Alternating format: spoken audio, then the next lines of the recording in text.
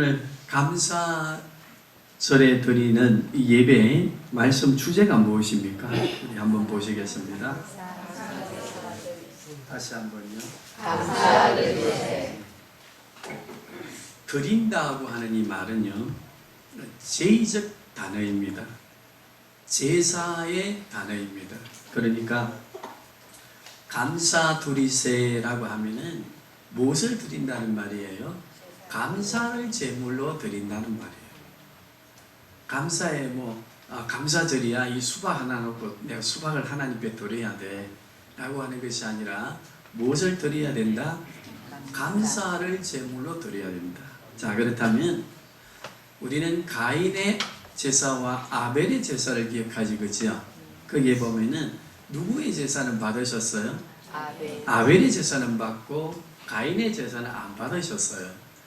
가인도 최고의 소산물로 제사를 드렸고, 가인은 또 아벨은 아벨대로 최고의 어린 양을 준비해서 하나님 앞에 제사를 드리는데, 왜 가인의 제사는 안 받으셨는가? 아벨의 제사는 왜 받으셨는가? 거기에 보면요, 드리는 자의 마음입니다. 가인은 소산물의 최고를 드렸어요. 그런데 왜 안 받으셨는가 하면, 성경을 보면 가인의 마음이, 감사의 마음이 없었어요. 진짜 하나님의 은혜에 감사하는 감사의 마음이 없었고, 아벨은 자기가 목동이니까 양으로, 최고의 좋은 양으로 하나님 앞에 제사를 드렸는데, 아벨은 무슨 마음으로 드렸다고요? 감사한 마음. 그래서 오늘 주제가 감사를 드리세에 대한 주제 이해를 분명히 할 수 있기를 바랍니다. 정말 감사하십니까? 한 해 동안 인도하신 하나님의 은혜, 지켜주신 하나님의 은혜, 고난과 고통이 있을 때에 그것을 이겨내도록 붙들어 주신 은혜, 그 은혜에 정말 감사하시는 마음으로 우리가 예배를 드리고 하나님의 말씀을 받는다면 우리에게도 풍성한 감사가 주어질 줄로 믿습니다. 에디슨, 우리 잘 알지, 그지요? 발명왕 에디슨입니다. 에디슨은 너무너무 가난해서 열차 안을 다니면서 창원에서 밀양까지 가는 열차를 타고 그 안에서 또 신문팔이를 하고 또 내려서 밀양에서 창원으로 오니 기차를 타면서 신문팔이를 하는 것처럼 에디슨도 성장하면서 가난했기 때문에 기차를 타고 다니면서 신문을 팔았어요. 그리고 그 신문팔이를 해서 수입이 생기면은 어디에 썼는가 하면 실험하는데 그 작은 수입이지만은 크게 자기의 꿈을 이루는데 사용을 했습니다. 그런데 하루는 기차가 덜컹덜컹 하면서 에디슨이 신문팔이를 하면서 수입을 가지고 실험하는 그 실험들 도구를 그 기차 한쪽 뒤에다가 딱 쌓아놓고 신문팔이 하고 나서 시간이 나면 또 거기서 실험도 해보고 하는 것을 했는데 기차가 덜컹거리다 보니까 실험하는 것들이 쏟아져 나와서 거기에 불이 붙었습니다. 그래 기차 안에 불이 붙으니까 그 성문 내려와서 불을 다 껐는데 에디슨을 그냥 내리라 하면 되는데 이게 신문팔이도 불법으로 하고 또 기차 안에 불도 일어나게 하고 했으니까 그냥 막 그 내리는 역에 집어 던지는 것처럼 어린 에디슨을 밀어서 끄집어냈습니다. 그랬더니 그때 에디슨이 다쳤는데 어디를 다쳤는가 하면 머리를 딱 부딪히니까 이 고막에 나가서 평생 동안 에디슨은 귀머거리가 되었습니다. 그런데도 에디슨은 쉬지 아니하고 실험에 도전하고 또 도전해서 우리의 삶을 바꿔놓는 훌륭한 발명가가 되었습니다. 그가 고백을 했습니다. 어떤 고백을 했는가 하면 나에게 귀머거리가 되지 않았다고 한다면, 그 불행한 일이 생기지 않았다고 한다면 나는 실험하는데 몰입하지 못했을 것이다. 왜냐하면 보고 듣고 생각하는 게 많으면 실험하는데 여러 가지 혼란한 마음이 생겨서 몰입하지 못했을 것인데, 보는 것은 하나님께서 열어주시고 무엇은 막아주시고 듣는 것은 막아주셔서 내가 목적을 하는 실험에 몰입할 수 있도록 해주셔서 감사하다. 그래서 나의 불행이 나의 목적을 향하여 가는 길에 하나님의 은혜라고 생각하고 내 삶의 꿈을 향해 갔더니 불행이 곧 무엇이 되었다?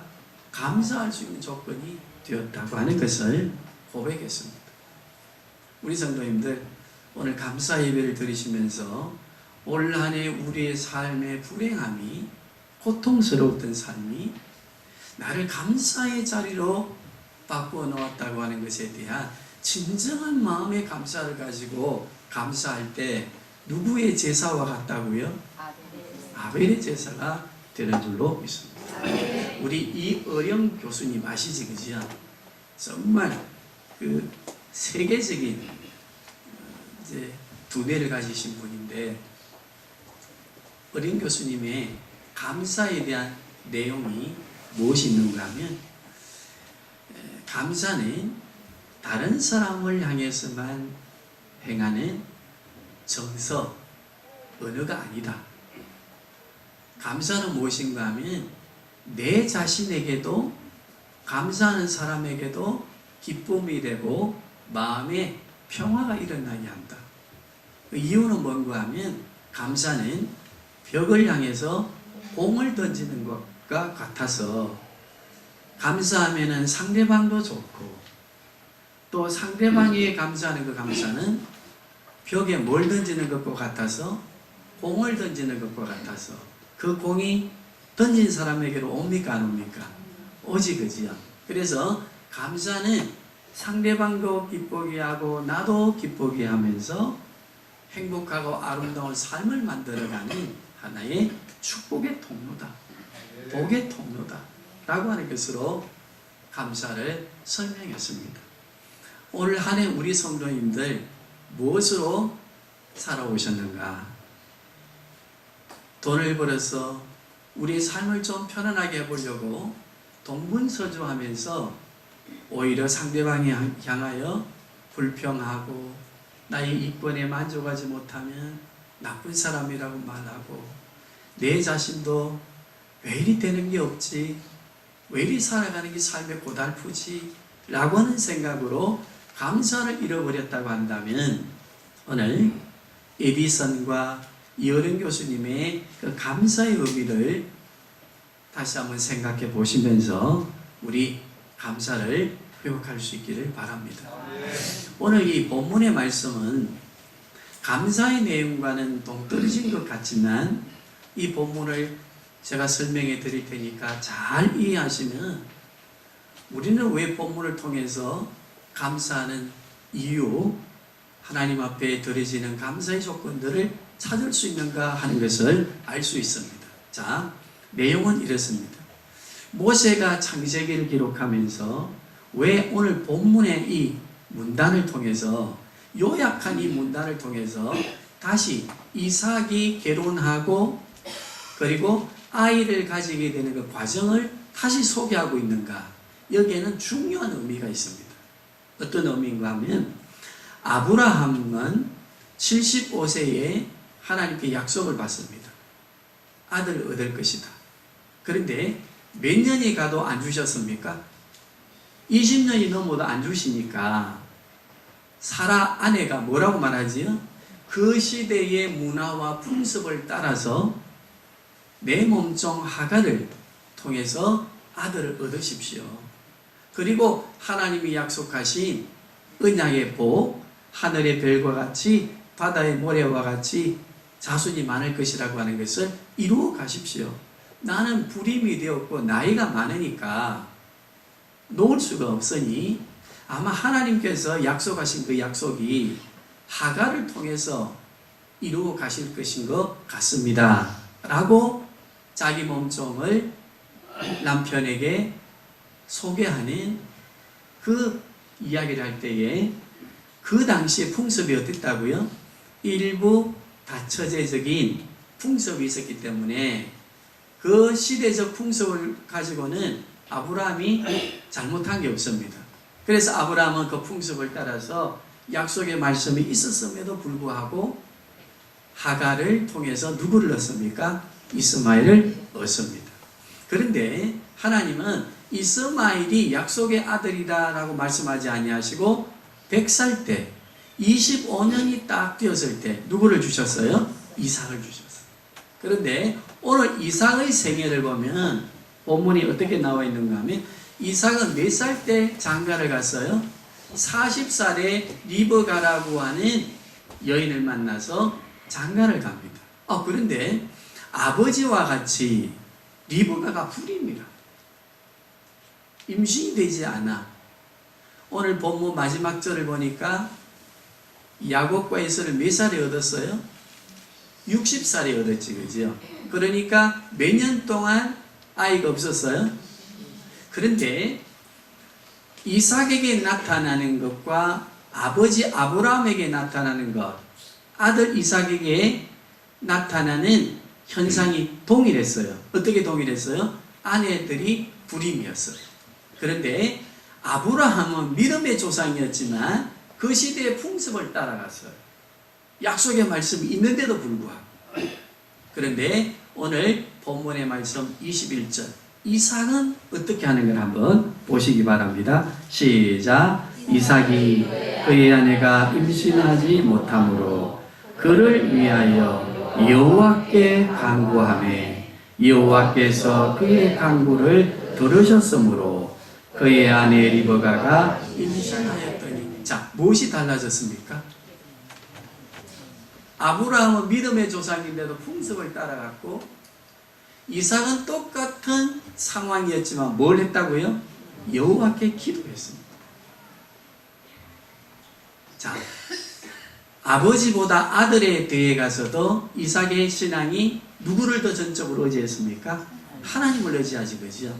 우리는 여기에서 무엇을 감사해야 되는가 하면요, 따라합시다. 성숙함을.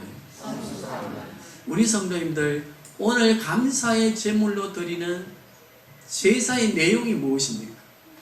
하나님 아버지, 작년보다는 올해가 더 나의 신앙이 하나님을 전적으로 의지하고 살아가도록 이 세상의 풍습을 따라가지 않고 하나님 나의 삶에 문제가 있고 문제에 직면할 때에 기도하면서 하나님께 지혜를 구할 수 있도록 신앙의 성숙함을 주셔서 감사합니다 라고 하는 이 감사를 오늘 감사의 예배의 제물로 드려야 될 줄로 믿습니다. 단감 놓고 사과 놓고 이 소산에 대한 감사 중요합니다. 그러나 더 중요한 것은 무엇이라고 했습니까? 우리의 신앙의 성숙함에 대한 감사가 있어야 됩니다. 작년보다 올해가 나았습니까? 우리 직분자들, 작년보다 우리의 신앙생활에 변화가 있고 성숙이 있었습니까? 이것을 감사할 수 있어야 됩니다. 퇴보하지 아니하고 진보하고 더 도전하고 더 나아가고 환경을 탓하지 아니하고 환경을 극복하면서 믿음으로 기도하면서 나아가는 성숙함을 주신 것에 대한 감사. 이 감사의 내용이 오늘 하나님 앞에 드려지는 제물이 되어야 될 줄로 믿습니다. 오늘 22절 한번 보시기 바랍니다. 시작.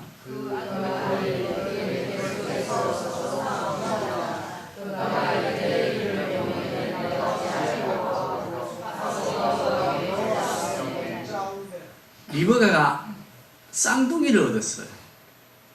쌍둥이를 얻었는데 이 쌍둥이가 그냥 발길질하고 크는 게 아니라 그 10달 동안을 배 안에서 짜고 있다고 했습니까? 싸웠는데 이 싸움이 뭔가 하면요, 나라와 나라가 전쟁하듯이 배 안에서 치고받고 하니까 엄마가 도저히 견디지를 못합니다. 그래서 여기 보면 단어가 어찌 나오는가 하면요, 이럴 경우에는 내가 어찌할꼬, 이 어찌할 거라고 하는 이 단어는요, 고통의 최고, 우리 삶의 문제에 있어서 최고의 고통의 의미를 하면 이 어찌 되겠노? 푸념이 아닙니다. 고통의 극대화되어진 표현입니다. 도저히 인간으로서는 이겨낼 수 없고 이거 해결할 수도 없는 고통, 사방에 우겨싸움을 당하고 도저히 우리의 힘으로는 해결할 수 없는 그 상황에 있을 때에 자, 어찌하자고 했습니까? 22절 다시 봅시다. 시작. 어찌할꼬 하고 가서 누구에게 묻되? 여호와께 묻되. 하나님의 말씀으로 지혜를 찾고 하나님의 말씀을 상고하고 그리고 어머니 시어머니로부터 또 시아버지로부터 신앙에 대한 것을 배운 것을 가지고 그리고 이삭 남편과 함께 그 고통의 문제를 어떻게 해결하려고 했어요? 하나님의 말씀, 배운 대로 하나님의 말씀 지혜를 얻어서 삶의 문제를 그 고통의 문제를 해결하려고 했습니다. 우리 성도님들, 우리의 삶의 사업을 시작하거나 아니면 어떤 직장에 들어가거나 우리의 삶에 어떤 문제들이 주어질 때에 우리가 어찌할꼬 할 수밖에 없는 상황이 주어질 때 올 한 해 우리가 하나님께 묻고 기도하고 그리고 말씀을 찾아서 지혜를 구하는 삶의 성숙함을 오늘 우리는 감사 제물로 하나님께 드려야 될 줄로 믿습니다. 아멘. 올 한 해 우리가 어떻게 살아오셨는가?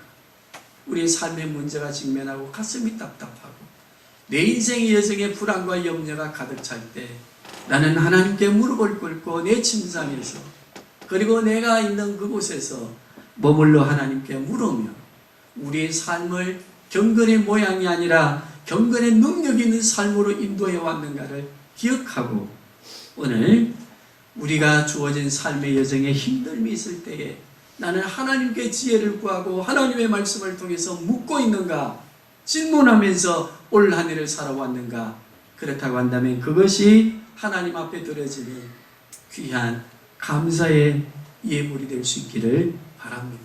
아멘. 성숙입니다. 두 번째 뭐였습니까? 하나님께 묻는 지혜입니다.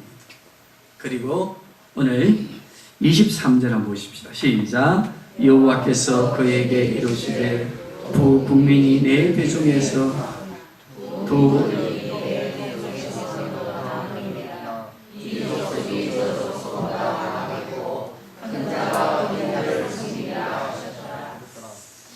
세 번째 우리가 감사해야 될 것은요. 얻은 야곱이 이스라엘이라고 하는 민족의 무엇이 됩니까? 족장이 됩니다. 우리는 이것을 거룩한 혈통이라고 할 수 있습니다. 우리는 오늘 무엇을 감사해야 됩니까?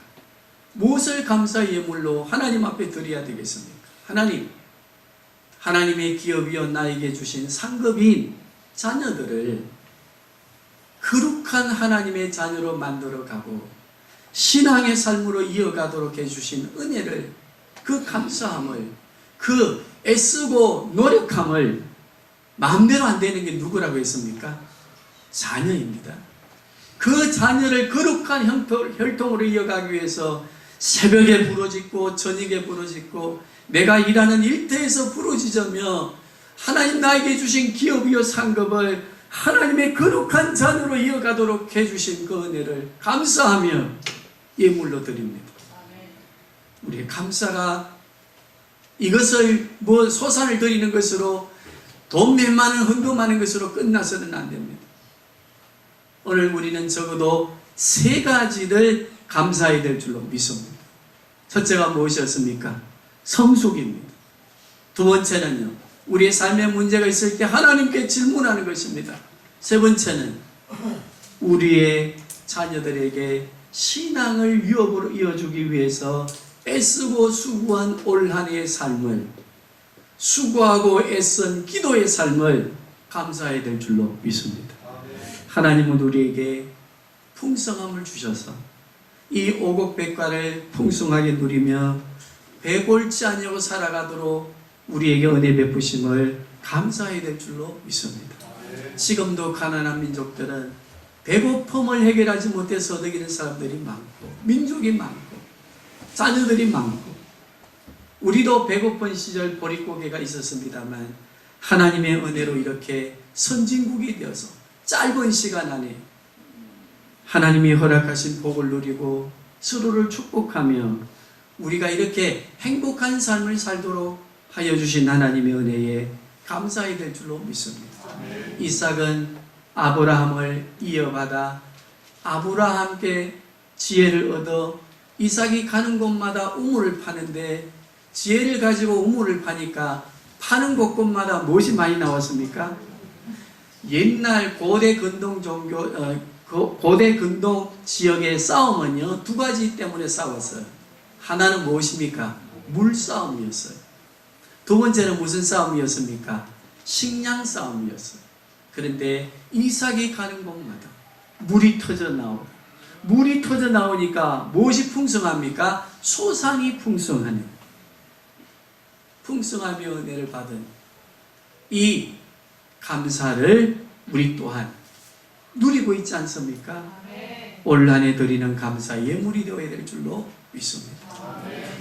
추수감사절의 역사를 보면은요, 구약은 수장절을 우리는 알 수가 있고, 두 번째 신약에 와서 교회 시대에 와서는요, 영국에 있는 청교도들이 새로운 대륙을 찾아서 신앙의 자유를 찾아서 떠납니다. 미국으로 떠나게 되는데 그때에 180톤 정도 되는 배에 102명의 청교도들이 117일간의 항해를 통해서 정말 그 안에서 얼마나 고통을 많이 당했는지 모릅니다. 그 고통이 있음을 참고 아메리카 신대륙에 도착하여서 이제 배에서 내립니다. 그리고 내려서 가장 먼저 한 게 무엇인가 하면요, 예배당을 지었습니다. 학교를 지었습니다. 그 다음에 자기들이 거할 처소를 지었습니다. 그렇게 하면서 이제 땅을 잃고 가는데 하필이면 그 해에 3개월 동안의 가뭄이 들었습니다. 그러다 보니까 배고픔에 지치고 풍토병을 앓아서 약 40여 명이 죽습니다. 그리고 또 인디안들에 의해서 전쟁도 하게 되고 하는 고통 속에서 죽임들을 당하고 40여 명의 사람들이 죽고 남아있는 60여 명의 사람들이 수수감사절 하나님 앞에 드리게 되는데 그때에 인디언들도 초청하고 그 다음에 그 가뭄 속에서 거둬들인 소산들을 놓고 하나님 앞에 감사드린 그 감사절 예배가 오늘 추수감사절의 교회력의 유래가 되었습니다. 선교사들이 대한민국에 와서 우리 조선 땅에 와서 제일 먼저 절기를 지키게 한 게 뭔가 하면 추수감사절입니다. 추수감사절의 유래에도 고난과 고통을 이겨내고 하나님이 지켜주신 은혜에 감사하며 교회당을 먼저 지었습니다. 학교를 지었습니다. 그리고 자기들이 거주할 집을 지었습니다. 가뭄이 들었지만 지켜주시고 풍토병을 통해서 죽어갔지만 그래도 은혜 베푸신 하나님께 감사의 제사를 드리면서 지금 미합중국을 만들어 놓았습니다. 몇 명이요? 그 60여 명의 사람들이 하나님 앞에 감사하고 감사의 능력이 무엇인가를 보여주는 나라가 미국이고 또 대한민국 아닙니까? 오늘 성경 속에 감사하는 시편의 저자의 감사와 그리고 신약의 감사의 사람 사도 바울의 감사를 우리가 한번 성경을 찾아서 시간이 좀 가지만 같이 한번 합독하도록 하는데, 자, 시편 100편입니다. 우리 자막을 보시면서 같이 보시겠습니다. 시작.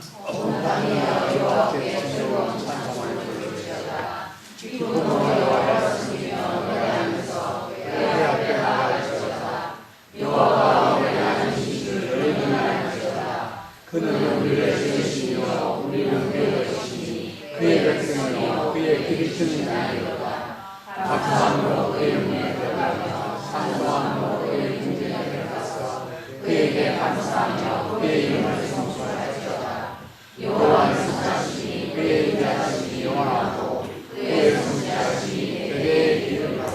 이 백편은요, 메이플라워를 타고 신대륙으로 찾아가는 청교도들이 풍랑과 배고픔과 고통 속에서 이겨낼 수 있었던 말씀이 시편 100편입니다.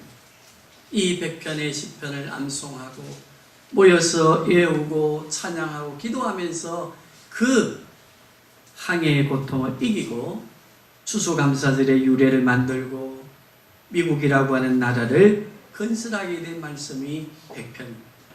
이 말씀 우리 성도님들 꼭 기억하고 집에 가셔서 묵상할 수 있기를 바랍니다. 자, 사도 바울의 감사입니다. 데살로니가 후서 2장 13절입니다. 우리 같이 합독하시겠습니다. 시작. 주께서 사랑하시는 형제들아, 우리가 항상 너희에 관하여 마땅히 하나님께 감사할 것은 하나님이 처음부터 너희를 택하사 성령의 거룩하게 하심과 진리를 믿음으로 구원을 받게 하려 하심이니라. 아멘. 예수를 믿고 구원받게 해주신 은혜, 예수 믿고 천국 가게 해주신 은혜, 예수 믿고 부활의 생명이 있음을 믿게 해주시는 이 은혜, 감사했습니다. 우리의 감사가 역사적으로, 성경적으로, 성경의 인물들의 감사들을 기억하시면서 우리 감사하는 삶으로 올 한 해를 마무리하고 새해를 감사로 열어가야 될 줄로 믿습니다. 우리 성도님들 같이 한번 정리해 보십시오. 그리고 따라해 보시기를 바랍니다. 감사는 우리의 재산이요 유산으로 물려줄 재산이다. 감사는 우리의 재산과 우리 자녀들에게 물려줄 유산입니다. 왜냐하면 오늘 100편의 말씀을 보십시오. 감사는 인생의 위기를 이기고 승리하게 하고 저 영원한 하나님의 나라에 들어가기에 조금도 부족함이 없는 천국을 여는 열쇠라고 고백하고 있습니다. 감사는 무엇이라고요? 우리에게 최고의 재산입니다. 감사는 우리가 우리 자녀들에게 물려줘야 될 유산입니다. 감사하는 성도, 감사하는 민족, 감사하는 사람들은 다 이 땅에 그떠한 삶의 시련이 있더라도 이겨내며 승리한 사람들입니다. 우리 성도님들 매일 성경을 통해서 감사의 조건들을 찾아가십시오. 그리고 감사는 우리를 지혜롭게 하고 우리의 삶을 풍성하게 하며 세상을 이기게 하는 본세가 되는 줄로 믿습니다. 그러므로 우리 성도님들 올 한 해 이 감사제 예배를 통해서 우리가 무엇으로 감사의 제물을 삼을 것인가를 다시 기억하시고 새해는 우리가 더 멋진 성숙과 그리고 하나님 앞에 기도하는 것과 하나님께서 주시는 거룩한 가게를 만들어 가는 것과 그리고 우리의 삶이 가는 곳곳마다 풍성함의 열매가 열리는 감사함으로 우리 하나님 앞에 감사하는 그 새해의 감사를 기대하시면서 새해를 계획하시고 올 한 해를 마무리할 수 있기를 바랍니다. 우리 주신 말씀을 기억하시면서 우리 시간 함께 기도하십시다.